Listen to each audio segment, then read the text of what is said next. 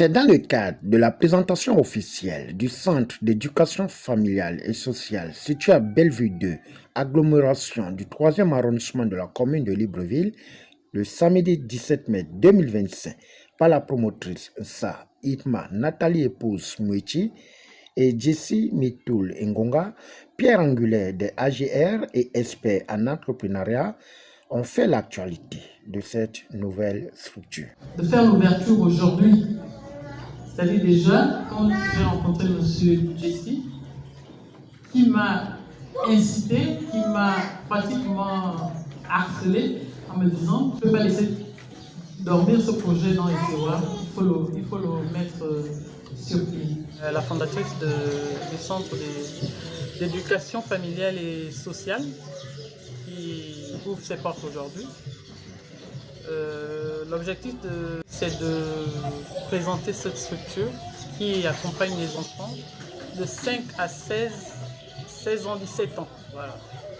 Qui accompagne dans leur quotidien. Le centre organise des activités pour accompagner les enfants, comme je le disais tout à l'heure. Et le but, c'est de rendre les enfants autonomes, responsables et sociables en fait. Donc l'autonomie ici, c'est pour permettre aux enfants, de nos jours, les enfants sont beaucoup plus assistés par leurs parents, par les nounous. L'objectif du centre, c'est de les accompagner, c'est-à-dire de les accompagner dans ce qu'ils doivent faire au quotidien en fait. En fait, c'est parti d'un constat. Le constat, c'est que j'ai remarqué que les parents aujourd'hui ne laissent pas leurs enfants s'autonomiser, passent plus de temps à tout faire pour eux. Un enfant qui est appelé à être quelqu'un de main, comme on dit, c'est-à-dire qui après son bac doit pouvoir se débrouiller seul. Et si cet enfant aujourd'hui ne peut rien faire seul, il doit tout faire accompagné de ses parents, je suis sûr que ce ne sera pas du bon pour ce petit. Okay. Il faut bien qu'il prenne en compte son environnement, c'est-à-dire dans le milieu où il vit, il sait qu'il doit se ranger, il doit s'organiser.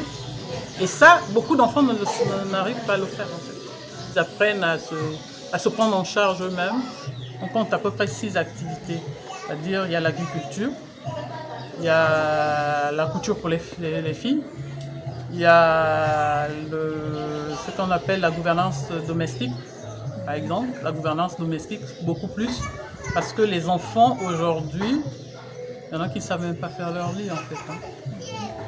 Il y en a qui ne savent pas faire leur lit. Il y en a qui ne savent pas même faire son lait. Ils aiment bien le lait, mais ils ne savent pas comment faire le lait. Mais il y a un certain nombre d'activités qui ont été répertoriées, qui seront menées par les enfants. Pour ceux de 17 ans, c'est beaucoup plus des échanges en fait. Il faut discuter, il faut beaucoup discuter avec les enfants.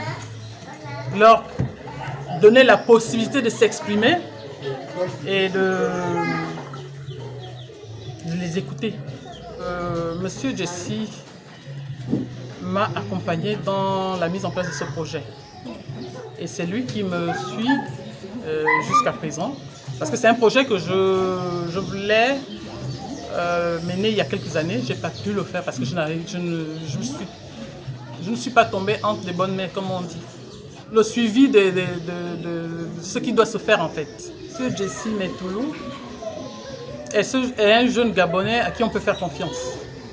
Parce que je vous assure, je vous ai dit tout à l'heure que j'ai entamé les démarches pour la mise en place de ce projet. J'ai été complètement découragée. En fait, en quelque sorte, j'ai mis ça dans les couloirs, dans les tiroirs, je veux dire. J'ai mis dans les tiroirs. Et lorsque j'ai fait sa connaissance, il m'a motivé à ressortir le projet. Je n'étais même pas pour.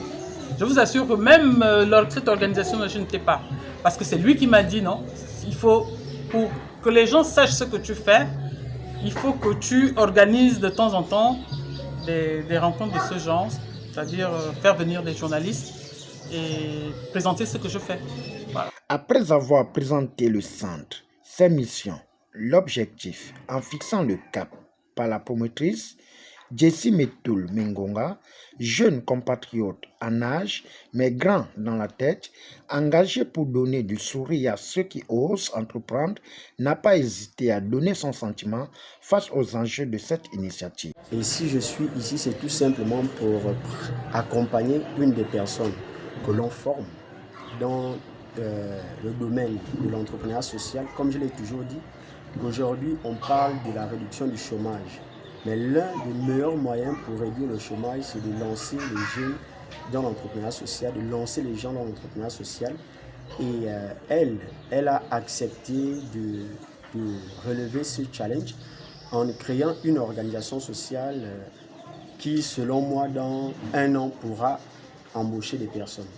Aujourd'hui, c'est un centre d'éducation familiale et sociale qui va accompagner les jeunes à être autonomes. Et là, nous allons ensemble aborder plusieurs points qui vont permettre aux jeunes de pouvoir être autonomes. Parce que l'autonomie n'est pas que l'autonomie financière.